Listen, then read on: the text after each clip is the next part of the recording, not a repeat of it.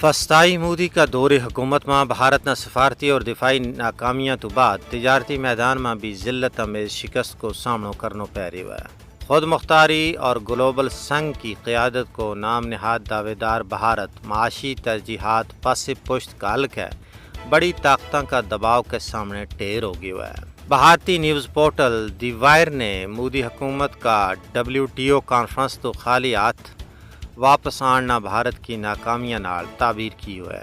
دی wire نے world trade organization conference میں زنو taken پر مودی نے تنقید کو نشانہ بناتا ہوا واضح کی ہے کہ بھارت نے ڈیجیٹل مواد کی ترسیل پر کسٹم ڈیوٹی نہ لان کی امریکی شرط قبول کرنے کو واضح اشارہ دے چھڑے ہوا ہے۔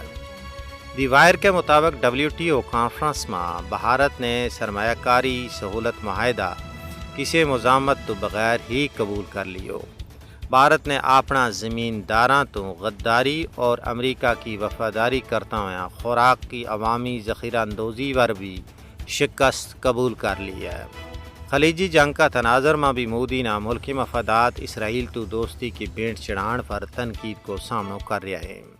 ماہرین کے مطابق مودی کی نااہلی کے باعث بھارتی معیشت نہ توانائی بحران، کرنسی پر دباؤ اور تحصیلات زر میں کمی جیسا سنگین مسائل کو سامنا آیا۔ بھارت کو اقتصادی قوت بننے کو مضحکہ خیز خواب نااہل مودی کی ناکام اور تباہ کن پالیسیاں کے باعث پیوند خاک ہو چکے ہوئے ہیں۔